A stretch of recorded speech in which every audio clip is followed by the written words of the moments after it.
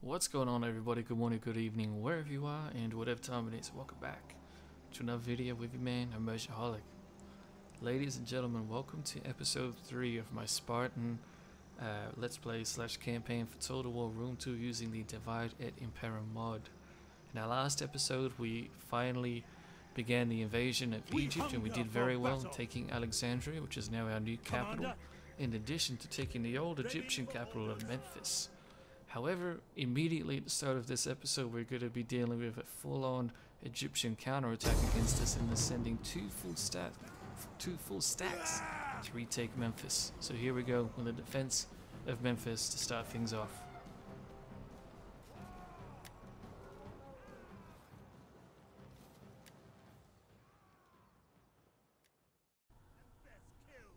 Okay, and of course, Memphis is now full of Spartan hoplites. At least its streets are full of Spartan hoplites. We also have a tiny amount of garrison troops that are going to be helpful in holding the enemy. We also have quite a few barricades and traps in front of them. You'll see it at the edge of town there, at the very edge of the street. So I'm using basically the town population and some troops behind them to try and hold back the enemy army. So here's their first army coming in, sending in their cav along with a bunch of infantry. They're going to be charging down two of our main streets, and then they're eventually going to converge into one. So I have my whole army focused in this direction because, as far as I can see in the campaign map, the other second enemy army should be right behind them. But we'll see how that isn't the case here in just a minute. Although here you'll also see my traps working fairly effectively. The enemy sent the cavalry contingent around to flank our main street. However, thankfully, my Egyptian swordsmen are going to cut down the enemy cav in conjunction with us using traps pretty effectively, which is nice. It's kind of hard to use them well sometimes. But here at the top left of your screen, you'll see the enemy second army is actually coming in completely behind us. I'm not sure how that is because they're in the same campaign position on the map, but it's just Total War Room 2 things, I guess. Whatever, they're spawning behind us, so I have to react quickly. And I'm going to rotate some Spartan hoplites that I had in reserve to hold our main rear flank there. However, our Egyptian swordsmen, they're going to be destroyed. They're too far out on their own, and they're just going to get cut down pretty quickly. The enemy sends their cav ahead of their main army, which is a bad idea against our Spartan hoplites. Our hoplites don't even budge against the enemy charge. It was pretty pathetic, and it just was a bad idea, so our hoplites are going to hold the line very well. Meanwhile, over here, I'm sending my Galatian mercenaries around to flank the first enemy army. Here, I'm trying to use my javelins to kill this cav unit, but for whatever reason, my units just refuse to throw them. It's really frustrating. I spent a couple minutes trying to get them to throw it. Eventually, I did, and they will kill that cav unit, but man, that was very triggering. But here, the enemy first army has converged entirely on one main street. They have all of the units in a massive blob, so I'm trying to focus all my skirmishers in that direction. I have my Rhodian slingers behind. In addition, I also have some Rhodian slingers in the rear focusing on the enemy's second army to attack the cav. And I have my archers that are going to be helping out and giving some fire support where I need it necessary, but I'm not keeping them on fire at will. I'm trying to be very deliberate in what units I give them attack orders on. The enemy's second army infantry finally arrived, so we're now facing the full brunt of two enemy armies on both sides of us. However, my hoplites are holding incredibly sturdily. They're doing their job fantastically, so that's awesome. I'm sending some garrison troops and some Scutari around to flank the enemy second army, but they're going to be fairly slow, and there's not a lot of flanking troops. But back here, my Galatians are flanking the first enemy army, so I'm going to focus very hard on trying to kill this first army before flanking too heavily on the second. Down here, where my Egyptian soldiers used to be before they got slaughtered, I'm also dealing with killing some enemy flanking units. It's mainly some skirmishers, but there is a unit of pikemen you can see in the background that's starting to engage us, so my hoplites combined with one unit of Galatian mercenaries will deal with them fairly easily. But you do get to see some nice close-ups here. You can see the contrasting cultures as well in the units. I really love that. We have Spartan hoplites fighting Egyptians with Galatian or Gaulic reinforcements, so that's pretty awesome. But here my Galatians are cutting through the main street against the first enemy army. They have a lot of good pikemen, but their pikemen are completely out of formation, so they're not going to get through. But back here at the rear, our hoplites are actually starting to get whittled down pretty quickly, so I'm going to have to get my general involved. Here I'm micromanaging some flanking units, but they're pretty pathetic flanking units. I think that unit is even a slinger that I'm sending into melee, but I'm just trying to buy out my main lines as much time as possible. But here you can see the main way that we'll be dealing with the enemy pikemen, and that is just outflanking them and giving in some nice juicy rear charges with some of our more aggressive units like the Galatians. They're really good at killing enemy units, but they die pretty quickly too. They don't have very good armor at all, so yeah, they're not a great frontline unit, but they're awesome for flanking. Understood. Eventually, using my archers on flaming shot and my Galatians to flank, we crushed the enemy's first army, so that was awesome. We did that pretty well. We didn't lose too many men in that fight either. However, my general, King Arius himself, actually is fighting off the second army almost single-handedly. I had to pull back some Spartan hoplites, although they didn't retreat. It's worth noting the Spartan hoplites almost have never retreated in this campaign so far. But yeah, our king is holding the second army off very well on his own. I'm trying to get some reinforcements behind him, ready to come and reinforce once his unit starts to get whittled down a little bit. But his personal guard is a fantastic unit. It's the Spartan 300 strong personal bodyguard. And they're doing exactly what the 300 should be doing. They're holding the line and they're doing it very, very well. The enemy Egyptian pikemen also just are way out of formation, so they're messed up and they're not getting the appropriate battle animations that they should be. In the meantime though, I'm sending skirmishers to chase down routing units, and my Galatians are moving around. I'm starting to give attack orders now that a lot of the enemy army is routed already, and some of the units are still wavering. Unfortunately, we have no more arrows or skirmishers, but it doesn't matter. I'm getting my units all out of phalanx formation to make them more aggressive, and we're going to start pushing forward across the entire board. And the second enemy army routes en masse, and with that we have the defense of Memphis. And here are the statistics if you like to see. As you can see, my Spartan hoplites did fantastic pretty much across the board. They took a large brunt of the enemy invasion, or spearhead I should say, of their invasion there. So they did awesome. My Egyptian swordsmen didn't do as well. I'm going to try to avoid using them. Instead, I'm going to focus on my Galatians, who did friggin' fantastic.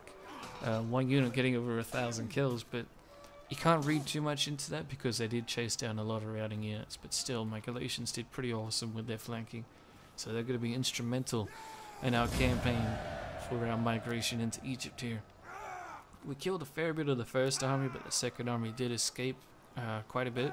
So that is going to be a bit of a shame, but once it's my turn, I'm just going to chase them down and do a quick auto resolve. We'll lose troops, but we would have lost them if I fought the battle manually anyway, so I'm not too worried. But with that, we wipe out 2 complete Egyptian stacks, which is very much needed. They have a lot of armies around still, so that's a big problem. Meanwhile, just after I ended my turn, the Egyptians sent 2 massive fleets out to attack Rhodes. Rhodes does have a general there, but besides that general, it's just a garrison, so this is going to be a really hard fight, but we're going to try and hold the Egyptians off. There is the Colossus in all of its glory. Very awesome statue, but there is also the enemy Egyptian navy coming in. They have almost no land units. Well, actually, yeah, they have literally no land units. It's entirely naval invasion here. They're primarily using ranged boats like archers and slingers. There's a few marines, marine swordsmen. They also had a scorpion ship which I was trying to deal with there, but my ships were just too slow and they ended up escaping us. So I lose 3 of my garrison navy ships instantly, and almost for nothing. So that really sucked. That was a pretty big blow to my strategy.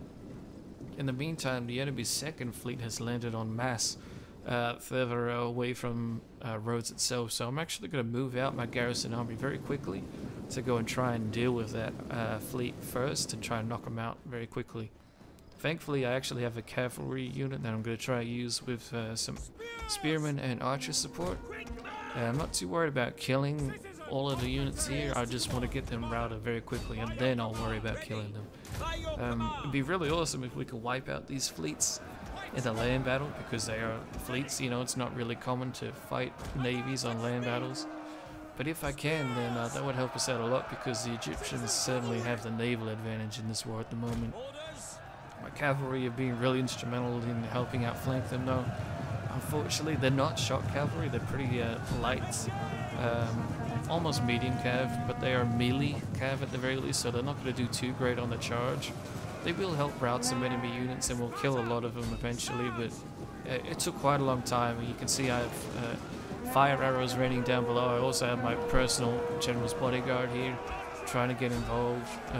This is some random Spartan noble, though. He's not King Arius or even part of his family, so I'm not too worried if we lose this battle. I just want to kill as many of the enemy as I can. Obviously, we don't want to lose any towns at all, but Rhodes, it's a Greek island out near Greece. It's not really too much of our concern anymore now that we have Egypt itself, so we're going to try to do the best we can, though. We don't want to give anything to the Egyptians easily. And the Egyptians being a Greek faction, because it's ran by the Ptolemies, they might try to liberate Rhodes itself. Which would be bad, because then it would create another faction that hates us. But anyway, in the meantime, we finally deal with the first navy that landed outside of our town, and we're now rotating to fight the enemy back inside the town itself. They're landing fairly quickly, although they don't have a massive amount of land to land on, or disembark on, I should say, so they are going to be coming in small groups, mainly groups of 3. Here I'm engaging their swordsmen and some of their skirmishing units behind them. These swordsman units are going to hold out for a very long time. It was really frustrating that they held out for so long. I had my general get involved, I had archers get involved, we outflanked them, I got cavalry charges in the rear that you're going to see soon. But yeah, it's just that little grouping of swordsmen was just insane. We just couldn't deal with them no matter what.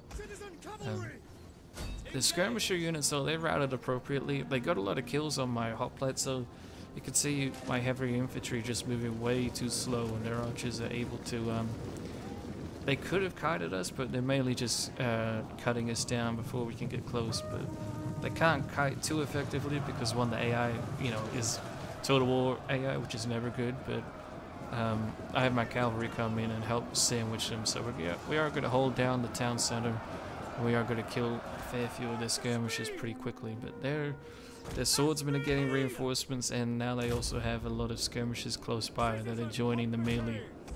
And they have some fresh swordsmen coming in as well, so this is going to be really rough. I didn't think it would be as rough as it is, or as it was, I should say. But yeah, the swordsmen were just never wanting to break. It was pretty impressive to see.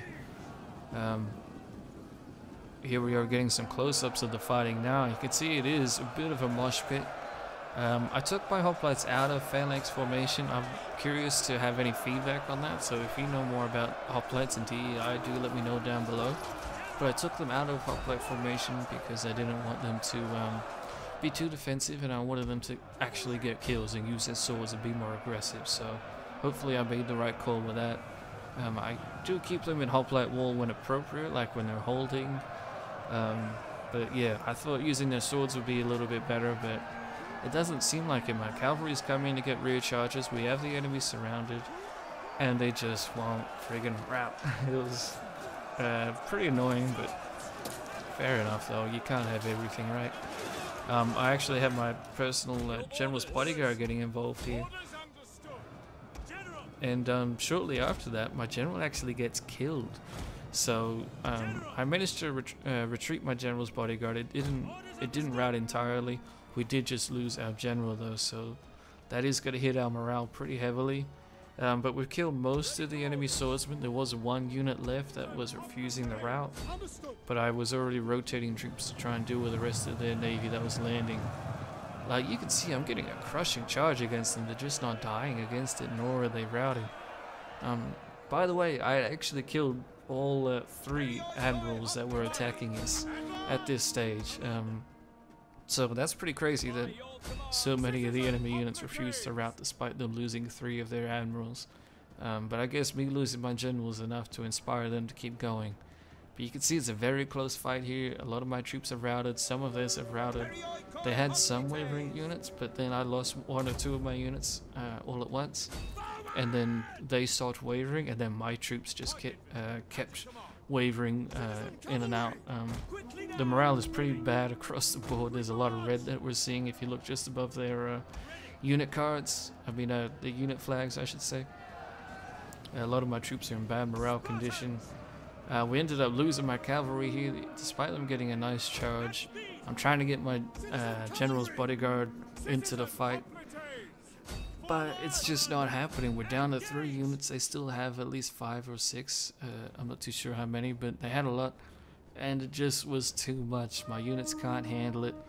We do get a nice little last stand fight here against them with my bodyguard almost never retreating. They went down to like something crazy, like around 20 men, maybe less, out of 300. Like I said though, our general did die, and there was just too many Egyptians to hold off, so we are in fact going to lose Rhodes. We did lose just a single general's unit army and our full garrison, so it's not too big of a loss. But yeah, we just can't handle it, and they get a costly enemy victory.